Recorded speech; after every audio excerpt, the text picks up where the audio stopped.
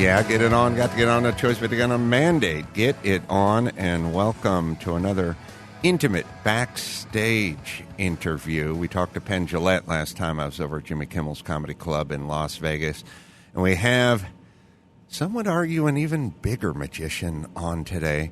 Criss Angel, Mindfreak, by the way, Vegas residency. You guys know all about it. Planet Hollywood. And you can get tickets at Ticketmaster.com/Criss Angel. Good to see you, Chris. Great to see you, Adam. Welcome to Sin City, Las Vegas, entertainment capital of the world, backstage, and really an honor to be with you, man. It's great to see you. So let's talk about that transition, because we're kind of talking about it off the air a little bit, the sort of difference between coming to Vegas, setting up a residency, and sort of having the mountain come to Muhammad versus the old way, which is hopscotching around the country and playing all these markets.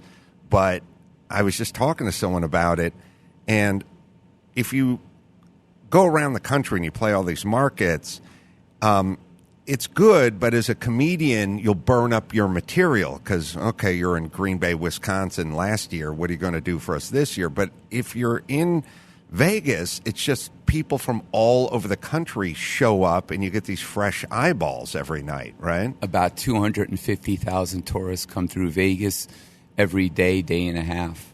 Crazy. So you could stay here. The only thing is the energy I find when you tour is very different than when you're performing a residency in Vegas, because people come to Vegas, there's a lot of eye candy, a lot of things that they'll be doing. You're one of many things they'll be doing. And when you're touring, it's an event. People are driving 3, 4, 5 hours to see you, and the excitement and the energy is a little different. Even Elton John, when I had dinner with him years ago, said it's a very different dynamic from the road versus Vegas. So for you, how often do you weave in new bits into the act, and then what is that process like? Yeah, unlike a lot of the performers in my field in Vegas who read teleprompters and whatnot, I don't do that. I feed off the audience. I do a lot of improv. The whole show I improv. I have a basic common thread that will weave it together, but I listen to the audience because no two audiences are alike. The audience, the energy, my show is like a concert. I really feed off that energy, and I kind of perform a customized show for that audience, probably very much like you do stand-up. You might have material, but you might change it because you have some dude heckling you, or you have some incident that happens, or something comes to you. So it's very spontaneous, my performances over at Planet Hollywood. And how do you dream up, conceive the actual, I don't know, we'll call them gags. In the stunt world, they'd call it gag. Illusions. But illusions. How does that process work? It's I reverse engineer it. So I have a 60,000 square foot studio. So everything that you see in my show, from the video content, the immersive qualities of a tornado, or the music, or the actual illusions, the stage, all the engineering, all the designing, all the fabrication is all built, the editing, everything is done in my kind of laboratory. And so for me, I wanted to create an infrastructure that would allow me to create a freedom to bring whatever's in my imagination to fruition. So that's exactly what I did. I created this infrastructure, and I dream up these things. I go in and I have think tank sessions. We sit down, kind of say, this is what I want to try to bring to life. Go discuss it. We make some prototypes, make some garbage bag tests, and we eventually evolve it and transform it into something that, if it's worthy of being in the show, will be in the show. But I'm always inventing new material. I always change my show. I never become complacent. My artists don't become complacent. I just don't phone it in. It's like I take it very serious, because people have spent their, especially now with the economy, their hard-earned money to see one show typically. And when they come see me, I'm going to give 100%. 2 days ago, I was in a hospital, had 103 fever. I was not well at all. I still didn't miss my show. Made my ass get up, and do that show because I didn't want to disappoint anyone. And every day I take that stage, I give 100% of everything I can be for that performance. Yeah, it's a interesting mindset, which is I was having a conversation about it with somebody literally yesterday, which is, and I know it sounds convenient, but anyone who knows me, I don't have a phone it in mode. It doesn't matter if it's my show or your show or some podcast I've never heard of in my life. If you're there, then you show up and you do your best every time and you put out. And I've noticed, and I always kind of marveled at it in the past, which is certain performers, certain comedians, they had shows they were into and they showed up and they're ready to go. And then sometimes there were shows they weren't into and it was a different mode. And my thing was always like, don't have two modes. Don't have the second option. Just have the one where you show up, go 100% and put out. 100%. Because if you have another mode, why even perform? Or why even have the other mode? Because you obviously are not into it, or you become complacent, or you're kind of over it, and you probably shouldn't do it.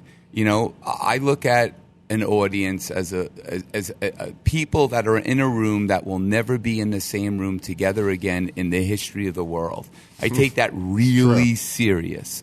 And for me, they spend their money to come see me. I got to give them every drop, the very best I can do in that moment on that stage to provide an experience that ultimately will be something they'll talk about.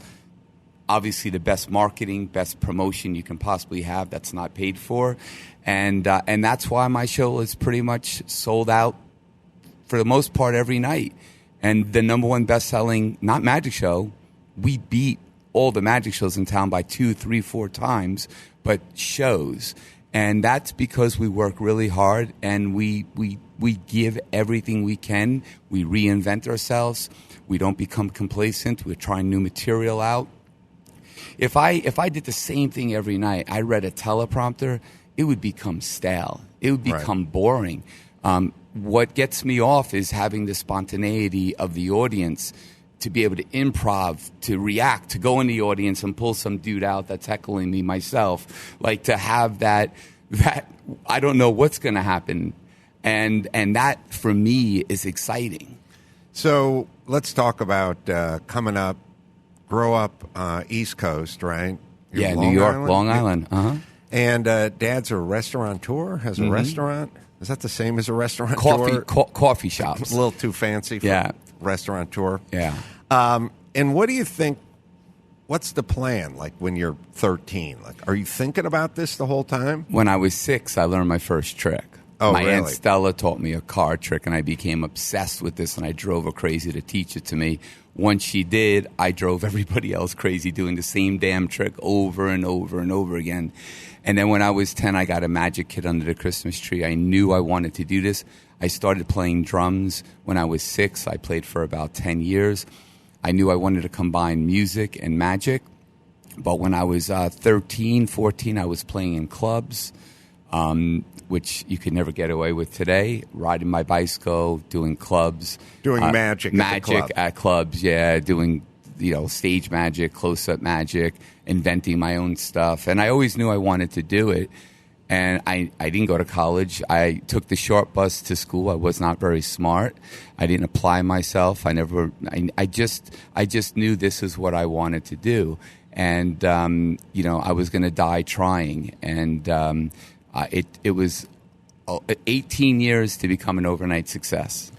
Yeah, it's the greatest gift and the greatest thing you could wish for a young person is not to have a plan, but to have a drive. Passion. And a passion for something, And I always kind of think about it because there's a lot of discussion, and I feel like we reverse engineer everything where you got to get these young kids, you have to expose them to art, and you have to expose them to this and expose them to that. And I'm like, if they're not into it, they're not into it. I mean, you can walk them through a museum, they'll look around, and then they'll leave, and then they'll never think about it again, or you can bring them to a concert, and they'll enjoy the show, and then they'll leave, and then they'll never think about it again.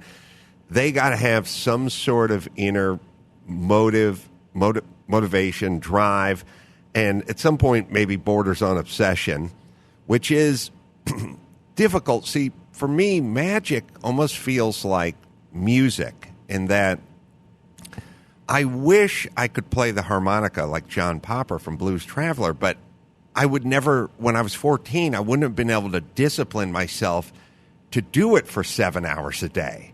And I feel like magic is so much repetition and just so much focus for so long. Or maybe it's like learning a second language. You know, there are many things that sort of, you want to be great at the piano. You can't do it for 45 minutes twice a week. It's all day, every day. And then there's a sort of a focus that some people have that other people can't harness at all. And I don't know if you would have been able to harness it if you grew up now, because you'd be staring at your phone, staring at your computer, besieged, you know, you'd be checking out everyone else's art on YouTube. Yeah, I think the world has gone a little mad. And I think the days of wanting to get knowledge and going to the library, to the card catalog, and trying to find a book that you'd have to then walk to a specific area in the library, look up, 728 point B, and look for that. Oh, shit, the book. Can you curse on? Yeah. Yeah. Oh, shit, the book is out. And then really wanting to learn any art form. It's that passion and that drive that you would drive to a library to look for a book. Now it's just instant gratification. People want to know how something works or want to learn how to play guitar. They just look online. There's no real sense of meaning and that desire to want something so bad, but you get spoon-fed only bits and pieces of it, as I did when I was a kid. No matter what you want to accomplish in life, if you want to be a comedian, you want to be a harmonica player, you want to be a magician or a doctor, it takes passion and it takes commitment if you want to be the very best at what you are trying to achieve. But if you put 15, 20 minutes in 5-6 days a week, you could be better than 99% of the population. Yeah, it's just you're going to have a hard time making a living at it. Yes. So was your family supportive? Yeah, I had an amazing upbringing. My mom and dad always supported their kids. And, I think I'm very grateful because I think a lot of the inherent problems in society today is because kids don't have that structure. Kids don't have a passion. So what do? They look elsewhere and they find it in the wrong areas. And so my parents were amazing. We didn't come from wealth. We came from very humble beginnings. I had to wash dishes. I had to cut lawns. I had to do whatever to buy magic. My father taught me the value of money and the business aspect of money and doing things and investing in myself. And, it was something. I didn't come from a showbiz family. I just had this crazy passion, this obsession. This is all I could think about. Music, magic, was everything to me. I remember as a kid, I'm a little bit older than you, but I remember those magic kits being advertised on TV. Get the cards, right? There was one guy named Marshall Brodeen. With the cards. He sold them gazillion of those cards. I don't know who he is. Yeah. I just remember Marshall Brodeen is selling cards. And then there was Blackstone. Yep. The Blackstone had a kit. Mm-hmm. And I remember looking at those kits when I was a kid, but I didn't even have, when I didn't know how to buy it because we didn't have credit cards. And they'd say COD, yes, cash on delivery. And I'm like, we don't have cash. If the guy shows up, we're not going to be able to pay him. But I remember seeing all those kits. Now, you got one of those kits, I did right? for Christmas. and was Did you obsessed. get Blackstone? No, it wasn't Blackstone. It was just the generic kit, right? And I just was obsessed with it, and I just went to the library, got every book, and I started performing, and I started trying to make up my own stuff, and it was just a sponge, and I just got out there and I performed for free at the local church or the schools or wherever I could. I just wanted to do and perform and get feedback to try to figure out, how do I get better? How do I create my own character? I thought magicians were very cheesy, quite honestly. I was much more about the generation of MTV, Zeppelin and, some of the 80s bands and, music and that culture and that vibe and that energy that you got from it. And magicians weren't doing that. It was all about, how do I do this? Right. For me, it's about, how do you feel when I do this? Like, what's the magic of emotion? And so I was always interested in that. So I was much more interested and engaged by, Fellini or Dali, like this incredible artist that, or musicians that created music that could bring you to a place, that could create some type of emotional connection.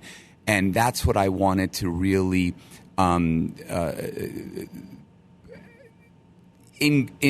integrate into my art is have something that says something to somebody, like a song. What's the most danger you've been in, or what's gone the furthest off the road? And give us some moments where you just went, oh shit, like, I do race cars every once in a while, and sometimes when you get loose and you get backwards and you get off the track, there's that moment of, this isn't working how I had planned it. Yeah, I could die. Yes. Basically, there's been a lot of those moments because, when I was up and coming, as I said, it took me 18 years to become an overnight success, and in that process, I was willing to die for my art, which is nuts. But I have 3 children now. I would never, have that mindset. But at that time, I was doing crazy things. I hung from fish hooks.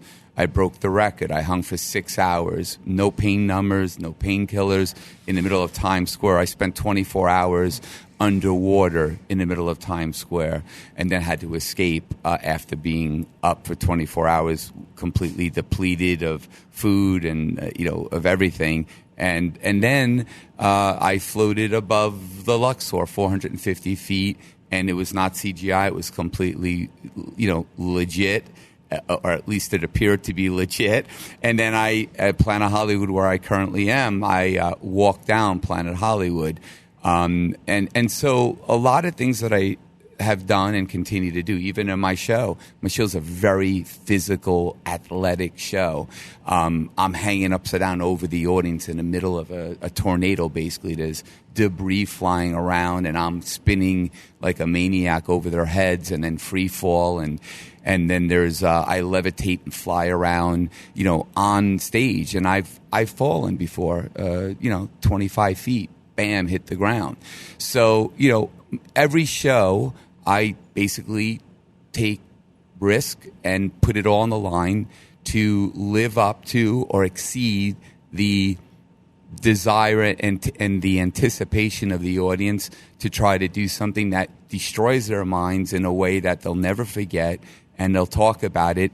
And it's the best advertisement I can ever have, because people keep on coming back. They keep telling their friends, and the show is its own. It's its own living organism. There's nothing in the world like it. It's something completely unique from any show in the world. How much has Vegas changed since you've been here? It's changed a lot. COVID, I think. Well, originally when I came to Vegas, it was trying to gear towards more of a family audience, and then it kind of went back. They got rid of some of the family style attractions, like MGM used to have this crazy amusement park for families, and they kind of did away with that.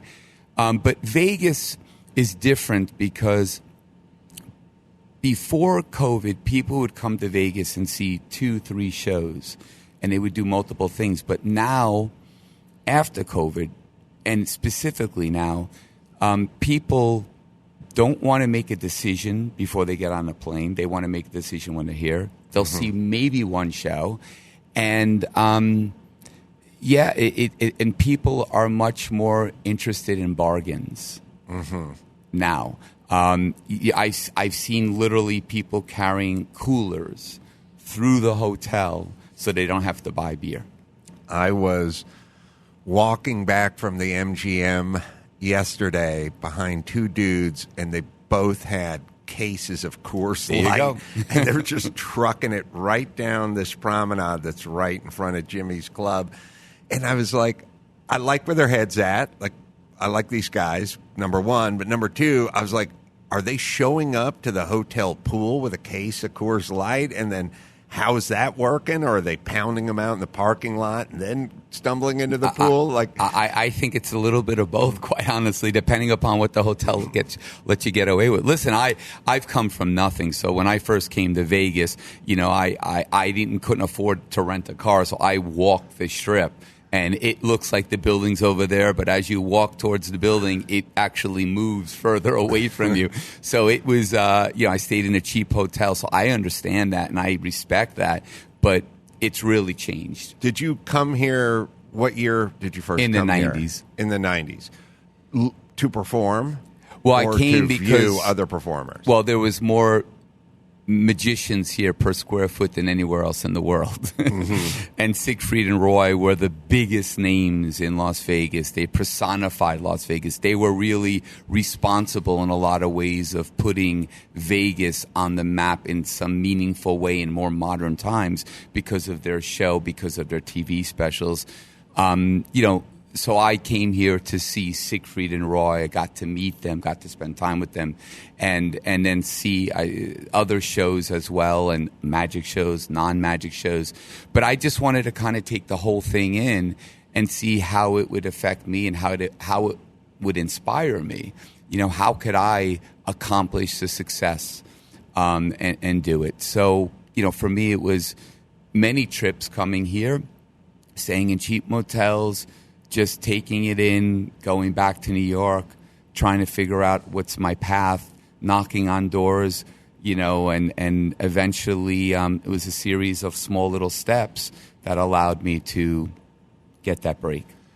I don't know, and I'm trying to be fair-minded about it, but I really don't know anybody who really focused on something and really pounded the pavement, was fairly relentless about it, where it didn't work out for them at some point. Like, we're sitting here in Jimmy Kimmel's Comedy Club. I met him when he was 26, and that's all he did. I mean, he was doing radio, but he was the first guy there, and he'd have 5 newspapers, and he'd be cutting out funny ideas or obsessed people to with interview Letterman, or right? whatever, obsessed with Letterman. And then when the show would end, he'd want to go to lunch and talk about an idea that he had. I remember one time he went back to his home, a rented house in like Deep Valley in like Reseda, California. And we just had this idea for this TV show, maybe animated TV show. And he made every single... what was that called? The Crank? Well, Crank Yankers was second. Okay. We had this... That was a great show. It was a man show. Oh, thanks. We had this idea for a show called The Cabazons. It was a family that lived in a taxi. It was like a sitcom about a sitcom from the 80s. And it was kind of funny. And he just went home and he made all the characters out of clay. Out of like modeling clay, like the colored kind, put a red sweater and a yellow cap. And he made every single character perfectly in his mind. This is what the Cabazon family would look like. Made them all out of clay, all beautiful, all perfect. Never even talked about working with clay or anything like that. We never had a conversation about him and clay. He just did the whole thing. And I remember like showing up at his house, and he had it mounted on a board, and he went, "I made all the Cabazon characters." And I was like, "That must have taken you 28 hours, free." Right. By the way, that's what he did on the weekend, is made these characters. we never made the show. The thing probably ended up sitting in his garage, probably got to 108 degrees one summer and like melted, and his kid knocked it off the shelf. I mean, he'd probably pay $25,000 today if you could pull that board out with the Cabesons. But I was just like, oh yeah, this guy he just doesn't stop. And everyone else, the first thing, the tell that you know that someone isn't into it is when they start asking stuff like, how much? When you pay me? You know, what's going on? Like you go, come down here. You can sit in here. You can watch these guys work. And they go like, well, how much? You know what I mean? Okay, then you're out. Yeah. Because you're not into it. 100%. Free. Whatever you do for free, that's essentially your passion. 100%. And when this example of Jimmy making these clay figures, even though it went in the garage and it melted, and I'm sure there's many, many, many more projects that were like that, that is the series of learning experience. Those, because right now doing this interview with you is not about the time that we spend together. To get here, this interview is basically my entire career to this point. Right. In order for me to articulate and speak and, I had to go through all of that, all of those projects, all of those failures in order to be sitting here, which arms me with a lot more knowledge, wisdom, and information, just like you and Jimmy did. And most people are not willing to do that, especially in today's world, because people are so caught up in this superficial, non-existent world that is digital at their fingertips, and they want instant gratification. They don't want to put the effort in. And that is what separates the men from the boys. Yes. Who's willing to take action and let the action speak for the words? And that's the difference between success and failure. And they also do not gauge it correctly, which is they would look at that story I just told you about Jimmy as a waste of Jimmy's time because he spent all this time and some money on materials and what have you, and all for naught. That's how they would think about it, because we never made that show, and it all went away and it melted in his garage. So they go, well, that was a huge waste of time. I hope that never happens to me. And it's like, no, that's all part of the process. Exactly. And basically, the Cabesons did sort of turn into crank yankers. And I'm not saying there wouldn't be a crank yankers without the Cabesons, but he was working in claymation. And when we were trying to figure out crank yankers, we were like, maybe claymation. Like, how would we illustrate these phone calls? Like, we didn't really want to do animation, so then that left. We were talking about claymation, and then that sort of gave way to the puppimation part of it. But it's all the sort of, it's like where all the highways are. First there was a dirt trail and a wagon. Now 100%. It's paved blacktop. Now there's rest stops and casinos. And now people are like, yeah, if I had his money, I could do that too. Right. Like, they have no concept. No, they don't, and they don't want to work for free. And that's a big problem because you have to build all that muscle so that when something does happen, you're ready to execute it. Whether it's putting on a big Vegas show like yourself or creating a TV show and having 85 employees and being responsible for 22 episodes a season. You can't just get dropped off there. Right. It's the difference between winning the lottery and building a business up. You may end up at $10 million, the winner of the lottery and the guy who's built the business, but how's the lottery winner even know how to handle that money, what to do with it? It always turns to shit because they don't have the muscles that are built along the journey. And I don't think people really understand that part of life. The harder something is to accomplish, the greater the reward. The journey is far greater than the destination. Yes. And I'm learning this because I have been obsessed with mixed martial arts since I was a kid. Since you were a kid. Yeah, I've always played around with it. But now I actually have been studying with the 2-time UFC heavyweight champion, Frank Mir. I love Frank Mir. Oh, Frank is He's my the best. brother. I would have brought him here if I knew. That guy cracks me Yeah, up. he is he's a beast. But I have an MMA gym in my house, and we train probably 4 hours, 4 or 5 days a week. And, you know, when you are going to spar with somebody that's, you know, 285, 300 pounds, and, you know, they could kill you, you know, pretty quickly, you have to really, and I'm in a situation where I don't have to do that. I could just, you know, lay in the pool or whatever.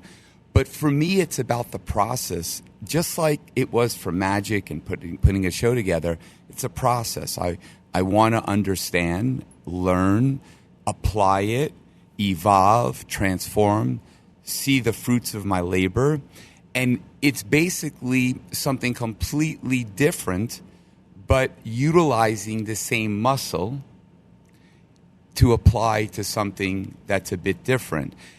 But once you go through that process and have those failures and work on something that doesn't materialize, all of those different things really create the ability to have a workflow, to have a thought process, to be able to problem solve, to be able to pivot.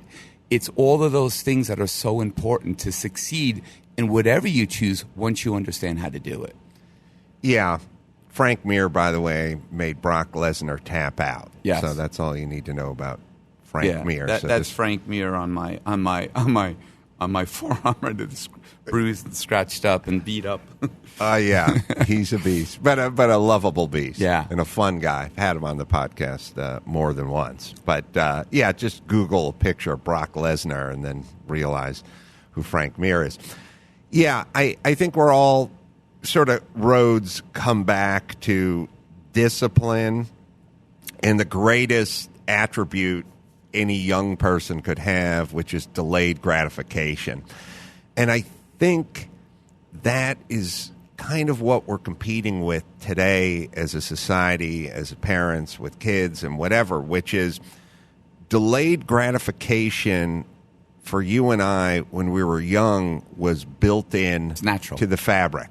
Yep. Whether you had it or not, you go online, you order Marshall Brodeen's playing cards, Magic cards, and it says allow 4 to 6 weeks COD, delivery, and you're like, we have taken delayed gratification, and it was woven into the fabric of society. There was just nothing you could do about it. There was no way you were going to get your hands on those Magic cards. You had to wait. You had to wait.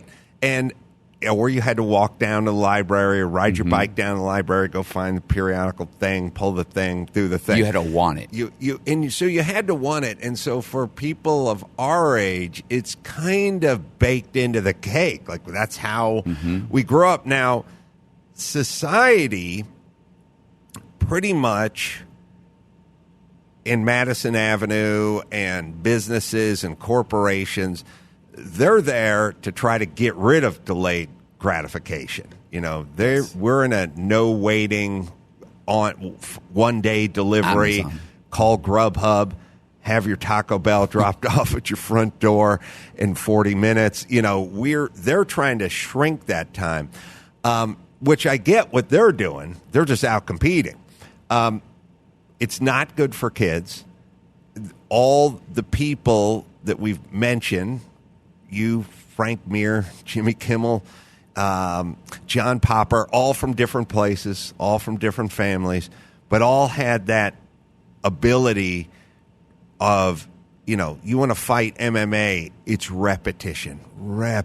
It's just in the gym doing the same thing 100%. all day, every day. And it's not even about being challenged or doing something new or invigorating your imagination. It's just right back to the gym, skip rope, heavy bag, get in the ring, move, spar, back now. It's, push-ups and crunches. And it's literally the exact same thing. And it's the opposite of immediate gratification. 100%. It flies in the face. More the antithesis. No, but also doing magic, playing the harmonica, making the cabesons out of clay. I mean, it's all the opposite of immediate gratification. And you're then able to take that mindset, Mindfreak, and bring it into the dojo and bring it into any endeavor that you want to pursue. And what people never really realize is time passes so quickly. Like that thing of like, oh, I don't want to have to do this for 6 months or even 2 years or whatever. When you get older, you blink your eyes and it's just bam. It just blows right through. Time goes fast. That time period. Yes. Yeah. And so how do we instill this with younger people when every force in the universe and society is saying, get it now? Like literally the most important muscle you could exercise is delayed gratification for a young person, and every fiber of society is trying to tear it down. Let me tell you about the Jordan Harbinger Show, a different kind of sponsor for this podcast. It is the Jordan Harbinger Show. If you like fascinating podcasts and interesting people, then you should definitely check it out. There's an episode for everyone. No matter what you're into, Jordan talks to Scott Adams about persuasion in a world where facts don't matter, or you go inside the dark world of wildlife trafficking. You'll always find something useful to apply to your own life, like routine changes to boost productivity or slight mindset tweaks to change how you see the world. We enjoy the show. We've had Jordan on a few times, been on this show. He's been on me and Drew's show a few times. We know you're going to as well. So it's the Jordan Harbinger Show. That's Harb as in boy, IN as in Nancy, GER. And you find it on Apple Podcasts and wherever you listen to finer podcasts. It's the Jordan Harbinger Show. Hey, it's Adam Carolla. Is your vehicle no longer stopping like it used to? Or does it squeal, shake, or grind when you brake? Don't miss spring brake deals at O'Reilly Auto Parts now through April 25th. You can get 15% off when you buy a set of Brake Best Select or Import Direct brake pads and 2 rotors. Brake Best Select and Import Direct brake pads are engineered for all driving conditions to restore and improve braking performance. With application-specific friction formulas, noise-canceling shims, and low-dust operation. Trust Brake Best and Import Direct to deliver better braking. Don't take a chance on your next brake repair.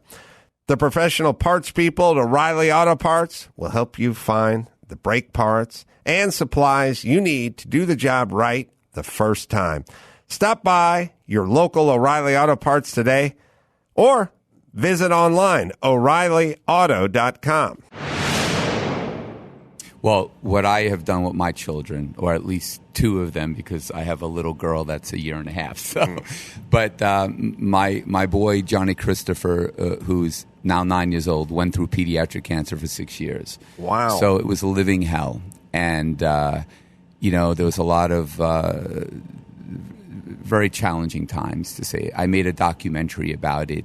People can watch it at ChrissAngelHelp.com. It's a short film. It's about 13 minutes long, and it's free to watch. So my kid is a very unique kid. He's an angel. This kid is amazing, Johnny Christopher. But what we do is all my kids must do MMA for 5 years. I don't care if they want it, they hate it, they have to do it. It's part of building their self in the sense of having the confidence, of respect, of being able to not be bullied, to be able to stand for what they think and not be worried about the repercussions. So that is something that he has been doing now.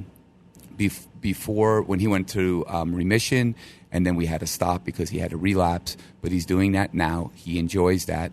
I give them computer time, but it's limited, maybe an hour, 2 hours maximum in a day, and really spending time with your kids. I just took my kid to a hockey game to see the Knights play. you got to put in the time with your kids, and you got to do things like outdoors, like climb a tree.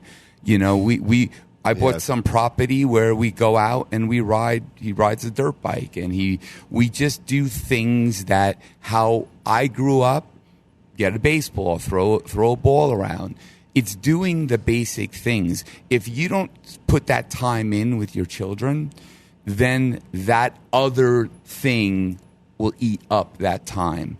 And it's a decision as a parent that you have to make. It's that choice. And if you think about it, anyone that created the whole,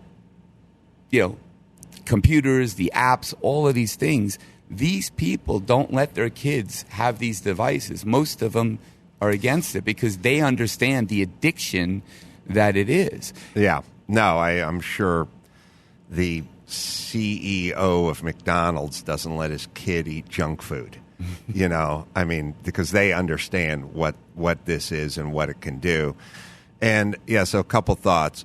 One is it just flashed in my mind when you said you take your kids and they can ride dirt bikes, motorcycles, Or bicycles. Or bicycles or whatever.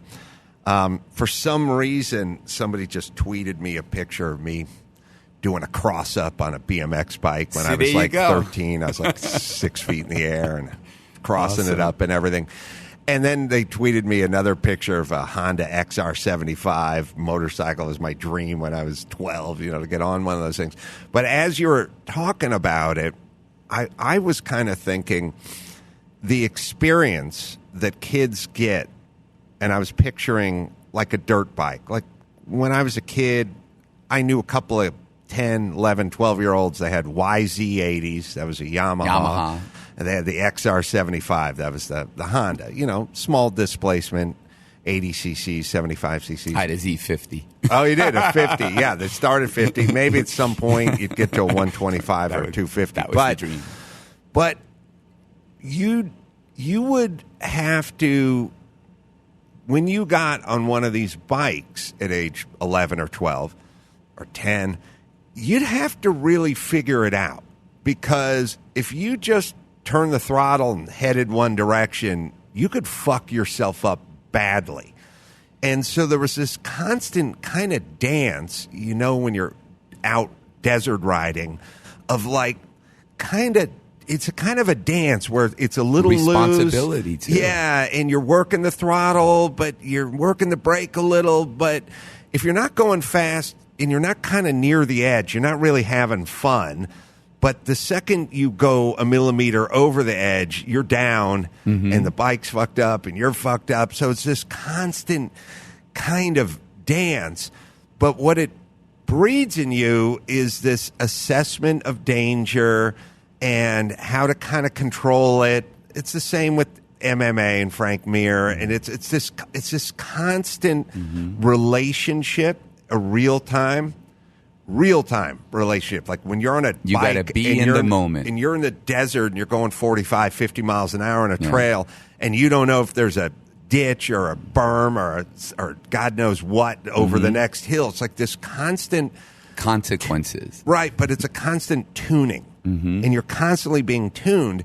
And so we decided it's too dangerous. Not we, but society's like, these things are too dangerous. I'm going to let my kid get one of those things. I'm not going to let him do this. We're going to take the diving board out of the pool. So do this. We're going to take everything out. They'll play video games. We'll simulate this, but there'll be no consequences.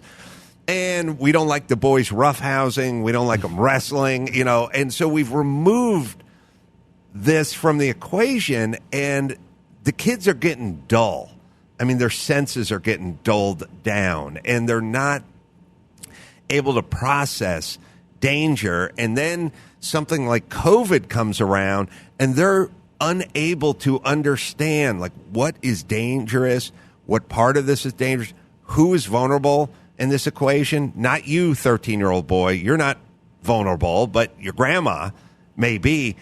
And so we had this whole generation of people that have lost this sort of risk-reward relationship with life. 100%. I think COVID,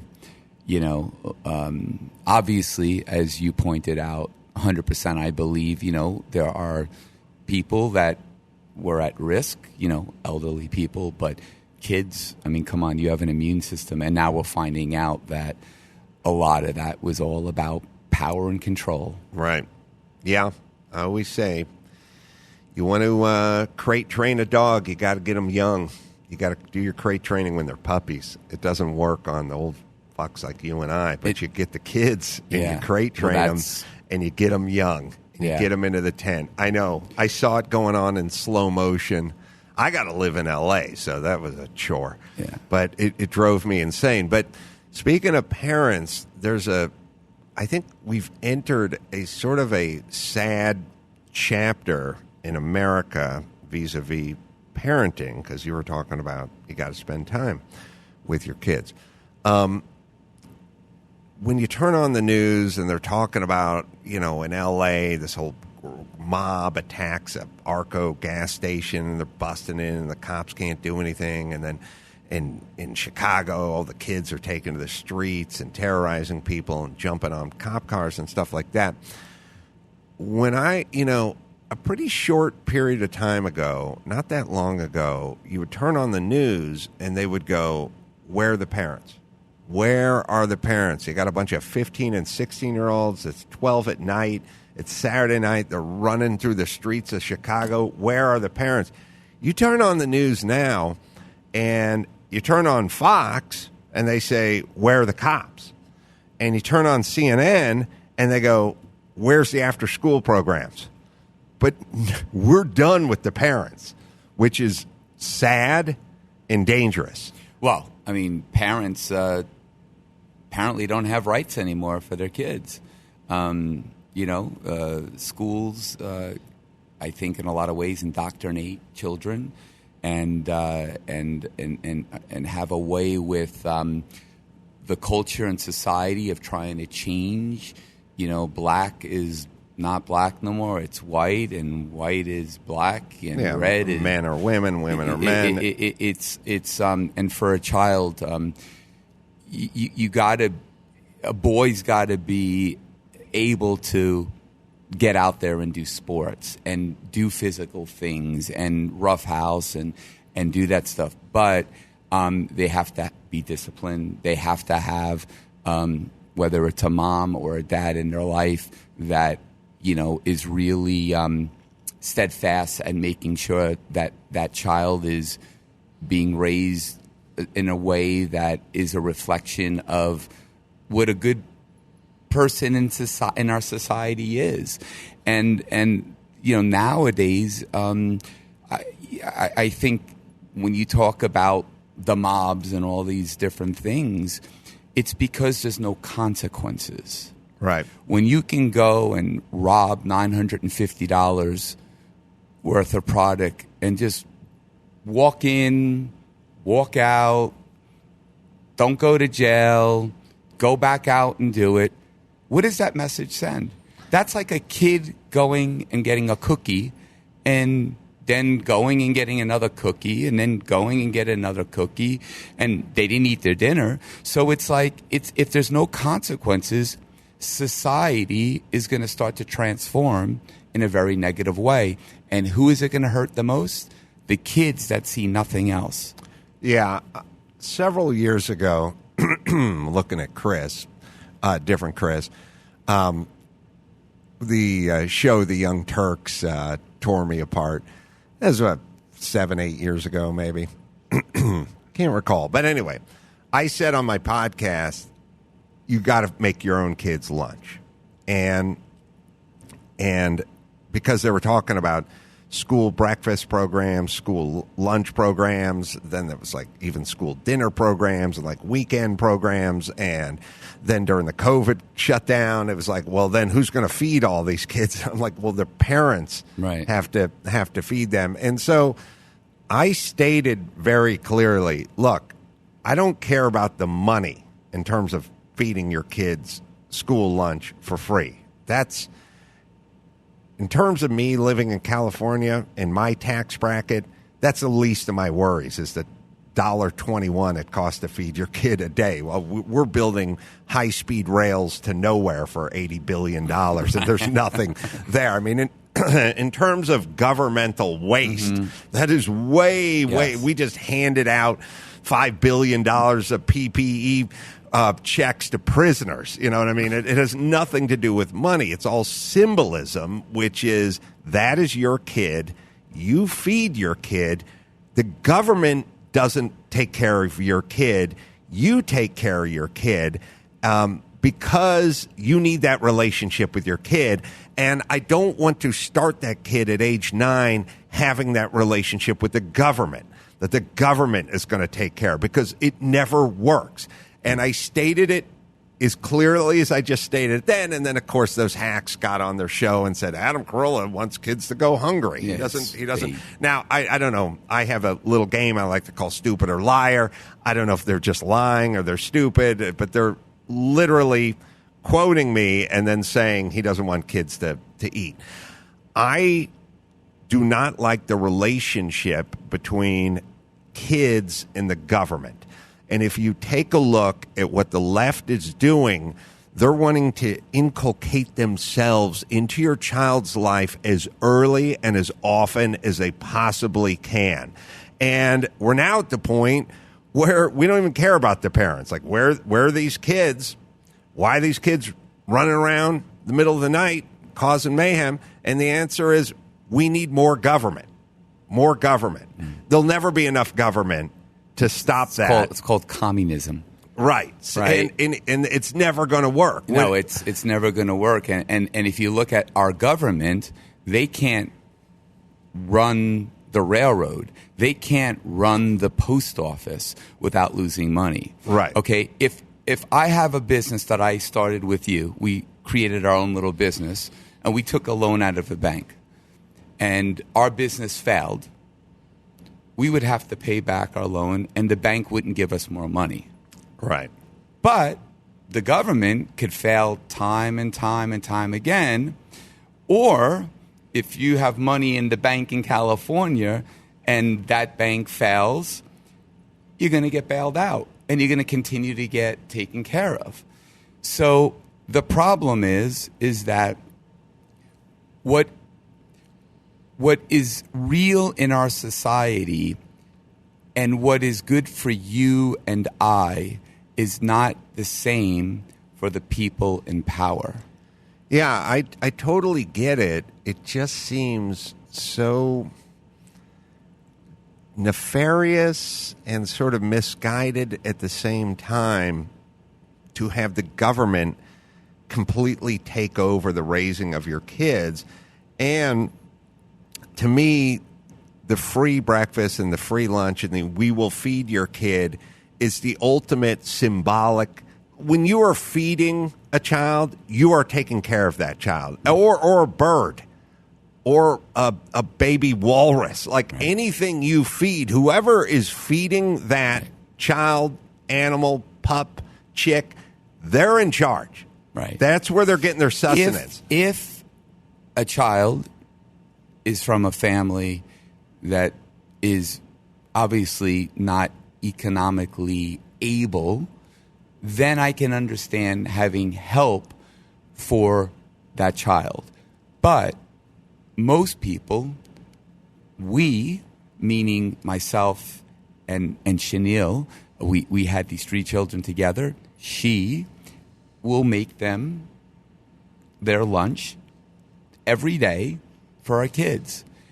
Once in a while, we'll buy them, the school lunch, a hot meal or whatever. But we do that. So yes, you don't want to depend on the government. And when the government is kind of making you rely on them for your children, then that becomes a very strong connection and an upbringing where the kid only sees that. And then they start to equate. Look, there's something called self-worth, self-esteem. And when people accomplish things on their own, there's a feeling of pride and something that you get when you accomplish that. If somebody gives you something or the government just gives you things, you become complacent. You just settle. You don't aspire to be better. You don't aspire to progress. You don't aspire to live a life that you fantasize of because you're just given things. You can only go as far as the government's going to let you go, Right. and that's not very far. But it's conditioning. Yes. All right, we need to take a quick break. We'll come back with more Criss Angel from Jimmy Kimmel's Comedy Club in Las Vegas right after this. Let me tell you about my girl, Angie. That's right, Angie's List. Well, it's now Angie, and they made it easier for you to get all the projects you need to get done, and done for your home and done right. I use this, and I can do all of this stuff. I got the tools, I got the know-how, but I don't got the time. So I use Angie. They'll hang the pictures. They'll do the things that I don't want to do. And you get your time back. 20 plus years of home service experience, and they've combined with new tools to simplify the whole process.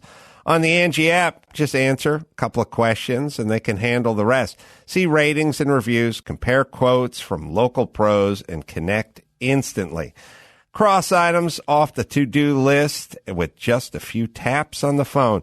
Whether it's routine maintenance or a dream remodel, Angie makes it easy. Right, Dawson? Get your next project done with the help of a pro from Angie. Download the free Angie mobile app today or visit Angie.com. That's ANGI.com. All right, Criss Angel, Mindfreak. And that's going to be at Planet Hollywood. It always will be at Planet Hollywood. And you can get tickets at Ticketmaster.com/Criss Angel. Something reminded me, other Chris, producer Chris, has gotten his catalytic converter stolen from his Toyota Prius, right? Yes. And so there's a thing, but it speaks exactly to what it is we're saying, which is people are stealing catalytic converters because they can sell them for $500 somewhere. Or the copper from the lamppost right by my studio. They pull it out in the middle of the night. Right. And there's really only one way to prevent it. It's to enforce the law vigorously and persuade them to not engage in this behavior, or park your car in a shark cage before you go to bed at night. But the politicians, and this is when historians look back on this chapter in our society, they're going to go, what the fuck were these idiots thinking? Like, how come they didn't know? How come they didn't have the information? Isn't most of these ideas 200 years old or 500 years old or 1,000 years old or in the Bible? How did they just learn everything in a 10-minute period? And it's an interesting sort of global phenomenon, which is black kids and brown kids aren't doing as well in standardized math testing, so we're going to stop standardized math testing, or we're going to lower the standardized math testing score so they can graduate. It's a bizarre reverse engineering. It's the example I always use is you're in a car, you're on a freeway, you're going 40 miles an hour, everyone is honking behind you, you got the accelerator all the way down, the car's too broken up, in too much disrepair to go faster than 40 miles an hour. Now, you can either pull over and fix it, like take it in, take it down, figure out what the problem is, rebuild the carburetor, and get back up there and stick with traffic, or you can just break the glass to the speedometer gauge, take your fingers and turn it up to 80 miles an hour, and then go, well, now I'm going 80. But how would that in any way alleviate the problem at all? It's exactly what we're talking about. So everyone is getting their catalytic converter stolen, and the sad reality is it's impacting middle class and poor people because they park on the street. When I was poor, I got motorcycles towed, I got trucks towed, I got parking tickets. I haven't gotten a parking ticket or something towed or whatever ever since I made money because I park my car in a garage and I close it at night. Sure. And there's no muss and there's no people that fuss. usually are impacted more than others. All crime. All the people are the people that are a bit more on the poverty side. The black men that are getting shot by other black men are not Jay-Z. Yeah. It's young black men in Chicago. So, but Criss shared with me, and so in California, we have crazy women setting policy, just crazed. And so everyone is getting their catalytic converter stolen. All right, so here's our problem. We got a problem. And they're on back order. And not only that, all the people Maybe who that's are our new business. moving, fencing catalytic converters, hot catalytic converters. No, I was going to say maybe we start a business selling them. Oh, yeah, that's what I'm saying. Yeah. So, selling them new. Yeah, back to the... We don't have to get them new. We just have to get the one that was stolen from the Prius up Chris's street and sell him that one back to him. I'll take that. So it was a couple of months ago in Chicago where like Lori Lightfoot was blaming the businesses that were getting broken into. Why don't you have those Gucci purses on a tether so people can't tell them? You selling tamales on the street, what are you dealing with cash for? You should, have a electronic PayPal or whatever. And it's like, wait a minute, what about the criminals? And so I think it was a couple months ago, it was one of the officials from Los Angeles, Hispanic female, who was arguing that. So people are saying, look, if you're caught with 20 catalytic converters in your kitchen and you live in an apartment, we're going to have to do something to you because you are engaging in the theft of catalytic converters. And, of course, she's arguing that this is a bad idea, that it's going to further... It doesn't affect her. It affects the black and the brown community disproportionately. Maybe it does, but that's all the more reason you need to intervene and do something. And, Criss, did you find this latest nut job? Yeah, so there was a motion that was in favor of banning the unlawful possession of catalytic converters. Yes. And this councilwoman, Nithya Raman, she voted against it. And the reason being is she blames Toyota for making these things too easy to steal. She said, so it's essentially Toyota's fault that they are making a device on cars which is super easy to remove. That's her quote. Super easy.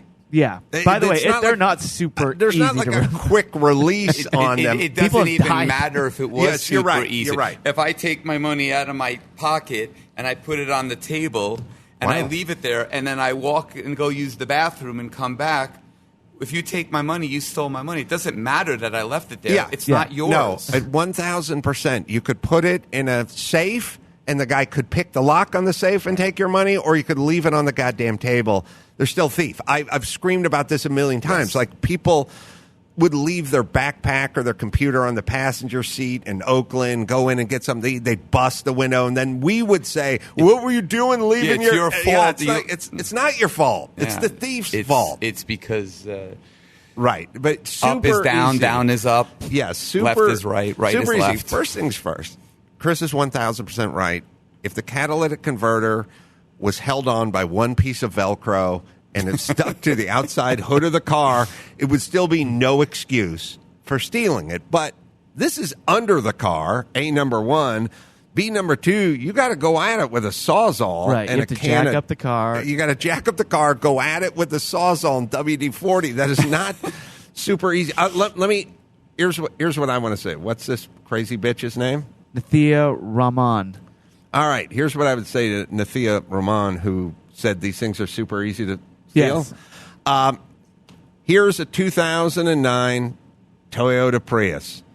I'll park it on the street in front of your house. I'll give you 7 hours, bitch, to see if you can remove. Go get it. Go down to the Home Depot. Go down, get an 18-volt Sawzall and some lube and a floor jack and a couple of jack stands, and you stuff your fat ass under that car and say, well, I'll put a timer on you. Let's see how long it takes you to get that super easy thing off the car, you crazy witch. All right, but what's her deal? So she's Harvard educated. So she says, here's another quote from her.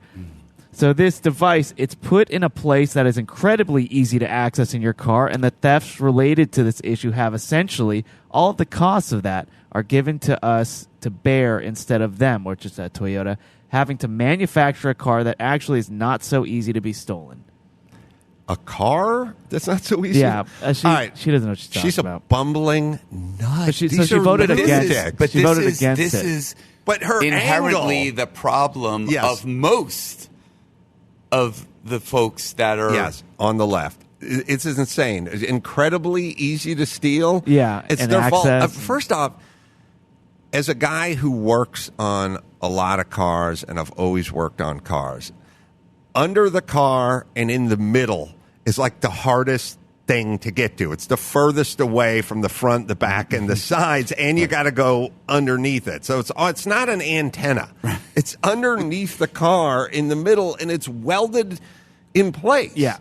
And and then another councilwoman, Eunices Hernandez, so she joined in the opposition saying, quote, "It's not going to make our city safer, and it would have an impact on Latino and black communities." Oh, there we go. First things first. No one said it would make the city safer. There are people who live in the city who pay taxes, who own automobiles, who would like to keep them intact. Yes. And not be destroyed by having this part removed, which renders the car inoperable. And then there's an employer somewhere who would like them to come into work that morning, but they can't because that night they got their car destroyed and now it's inoperable. Yes, it's for them. Ms. Crazy people. And by the way, here's the thing. Here's what I want to say. This crazy policy is for sure crazy as it pertains to catalytic converters, right? I mean, this has risen to the level of batshit crazy. A lot of the sort of ideas are kind of amusing and kind of a stretch of the imagination, but this is just batshit crazy. But here's the thing about these two crazy women. They don't sit around all day and make policy on catalytic converters only. At some point, they're going to be making some COVID policy. Yep. They're going to make some school choice policy. They're going to be making some border policy. They're going to be making some tax policy. They're going to make some regulation policy for small businesses. And they're going to take this 10-cent brain of theirs and they're going to move it into every subject. And that's the real danger. Right. It's their awareness is not aware. That's correct. All right. So, Yeah. So how'd the vote go? So 8-4. The motion passed by a vote of 8-4. So those opposing the motion insisted that car owners should fabricate cages or use anti-theft devices to protect their cars. What is the car has like a an shield. alarm. Yeah, but like you can get a shield for it too. I actually got one. You did? I did, yeah. But your car had a shield? No, I had to buy a shield and get it installed and welded onto my car. How much does that cost? The shield was $215, and then it was like another $100 to get it welded on. So what are you in for? Like the whole thing? Well, to get the cat replaced, that was over. It's like $2,000 to get that thing replaced. Yeah. So when and your insurance won't cover. Oh no, they cover it. They cover it. Yeah. But the thing is, they're so back ordered that if you get your catalytic converter stolen, you have to wait months to get a replacement because they have to be OEM.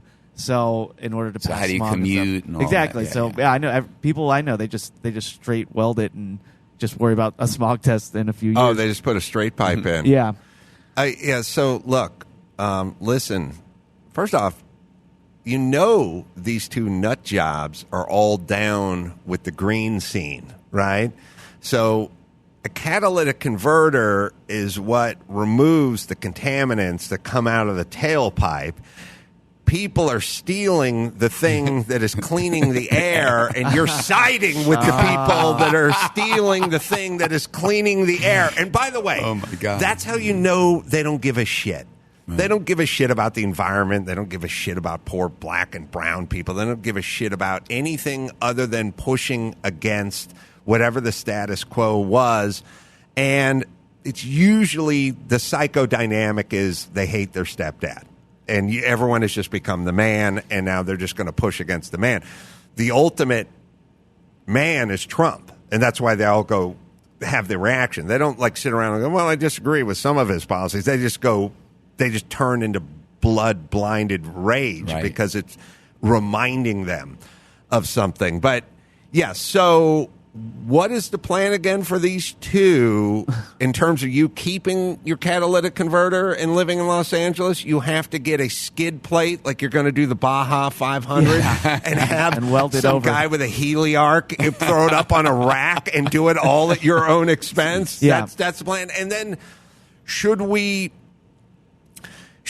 take then that mindset and just extend that logic? Like when you're walking with your backpack from your car to your work, should it be handcuffed to your wrist like you're in the Blues Brothers? And then once you get into work, should you just work in a cage where you can keep your computer and valuables? Or once you enter your home, should you have a cage in there that you can put your electronics in so they won't be stolen? Like, where does this thought end? How does it work? Also, and by the way, another thing these bitches would never be down with, which is you and other motorists owning a gun would prevent a lot of this shit, because all there'd have to be is one of those guys shot in the ass while he was trying to steal your catalytic converter, and catalytic converter thefts would go down 89%. Or carjacking, where the guy just tried to get in your car and you just shot him in the face. Well, that's a good preventative method. I mean, that's basically the version of the skid plate that you put under to protect it. None of these two yentas would be down with this. Yeah. Well, actually, breaking, a suspected catalytic converter thief was fatally stabbed in a South El Monte driveway early this morning. Oh, wait. And what is the result of that? The person that stabbed them, are they in jail? Oh, they're going to be. Oh, they're going to be in trouble, because the homeowner is the criminal in most of these sort of self-defense or keep your property or whatever it is. Oh, so he's going to be in trouble. Yeah, so the resident was detained and interviewed by investigators. Yeah, stabbed with a kitchen knife.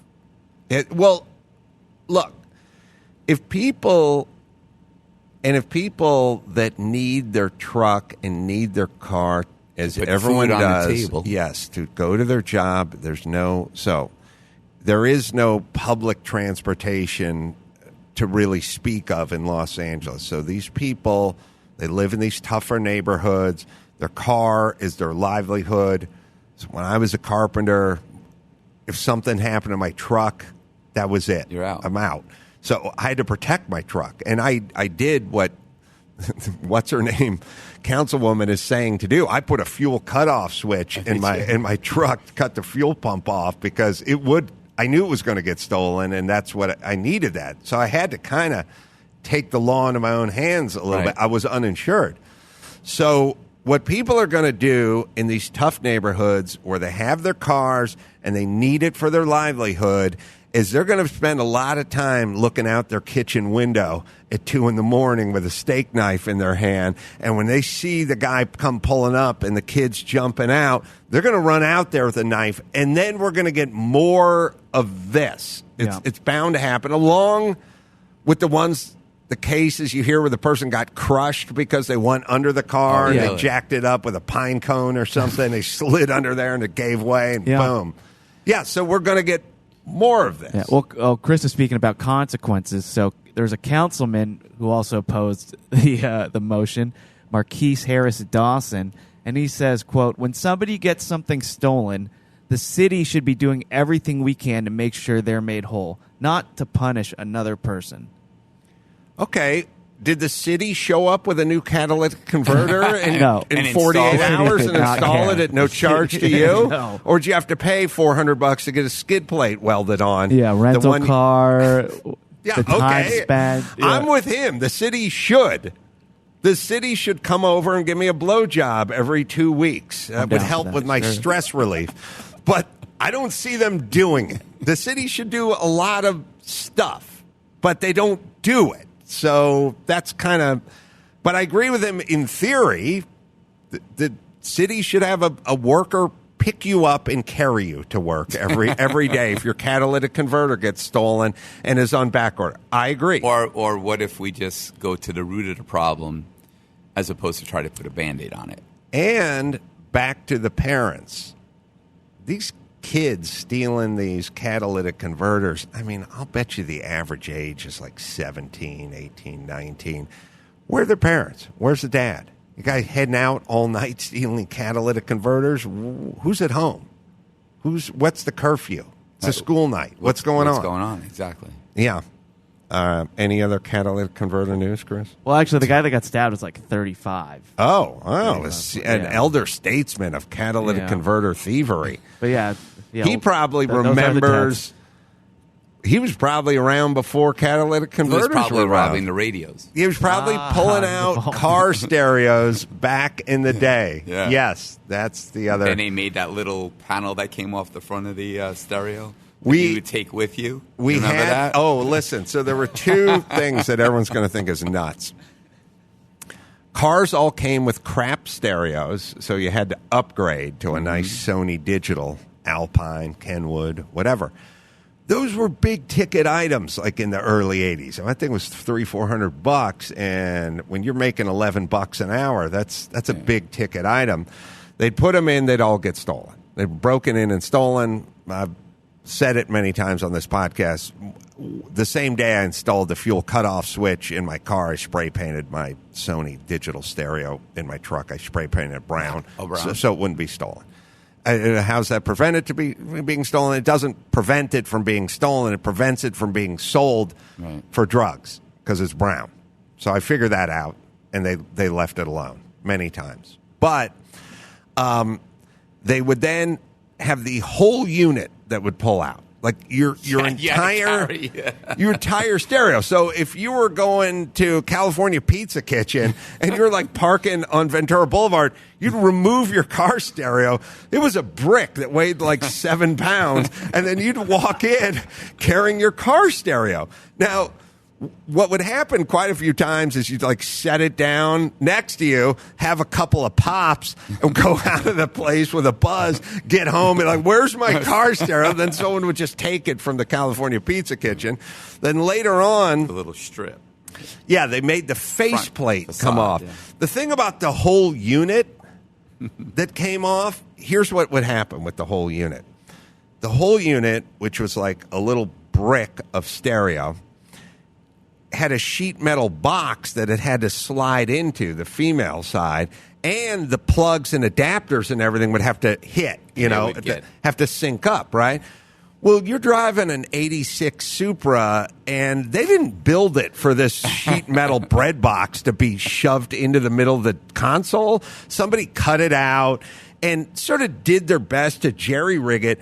But after a few times, the thing would all just get loose and shaky, and you'd be yanking on it, and you'd shove it back, but it wouldn't power up. You'd have to pull it out and like push it back, and then try to take your hand and like shove it in the back and like put, So then at some point, somebody made a faceplate that just popped off.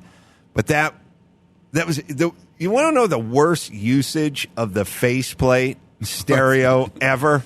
Happened to me here in Vegas. All the limos from the mid-'90s, probably all the limos out here in Vegas and beyond, from probably 1992 to 2002, had the faceplate pop on it, because I guess the guy in the limo would pull it back to his house that night or whatever, and they didn't want to get his stereo stolen, right? But in the limo, in the stretch limo, the stereo's above your head, right? So above your head, it's up on that thing, right? It's always in the same place, right?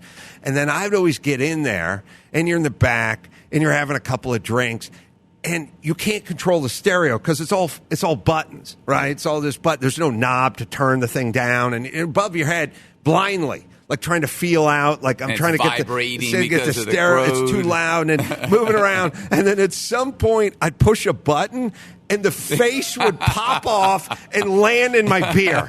Like, I'm just in a boom. Now the thing's like in my lap. I spilt my beer all over the place. And I'm like, you can't use these in a limo. But then people started popping them off and then going out And then they would lose the face because you were going out on a Saturday night, having drinks, going to a party. You know, it's like your sunglasses.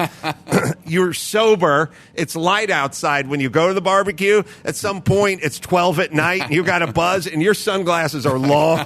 They're nowhere near you. You put them down in the bathroom. That's why I wear them. 3 hours ago. Yeah, but yes, that's what we used to have to do. But you're right. The same guy who was doing car stereos has probably gone on to catalytic converters. But this is emblematic of the New World Order, how we govern in California, who the new politicians are, and why we're doomed. I have a question for you.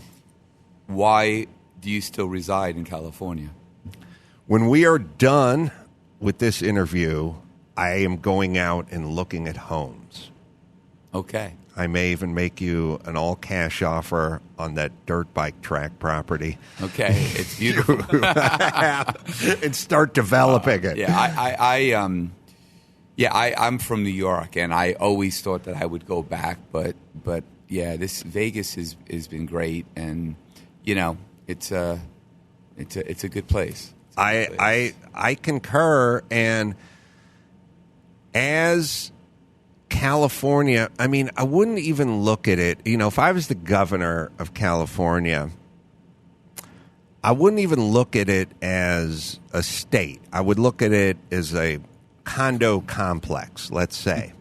And back in the day, 20, 30, 40, 50, 70 years ago, you had the only new condo complex in the land, and there was no competition. And what are you going to do? Move to fucking Idaho in 1989 and do what? Work at a country store? You know what I mean? Like, where are you going to go?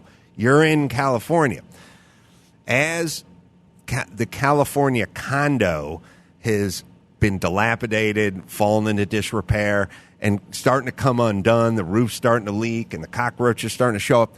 As that's happening, he's raising the rent on everyone in the condo. That's why everybody's leaving. And then, simultaneously, you're traveling to Nashville, you're traveling to Vegas, you're traveling to Florida, you're traveling to Texas, and you're going, hey, they got some nice new condos out here. And that's what he's going to have to deal with. In the past, it didn't matter what his condo was like. There was no other condo to move to. And that's the metaphor he should think about. Although he won't, his plan is to move into the big condo called the White House and ruin all the condos. All right, Chris, let me give you a plug.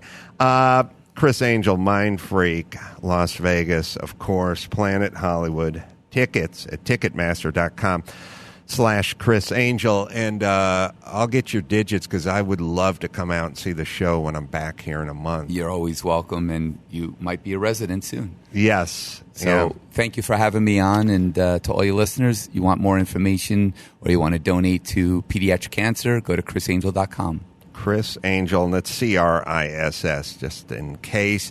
And you can go to AdamCarolla.com for all the live shows because I'm coming to New York, and I'm all over the country. So are you going to be in Vegas?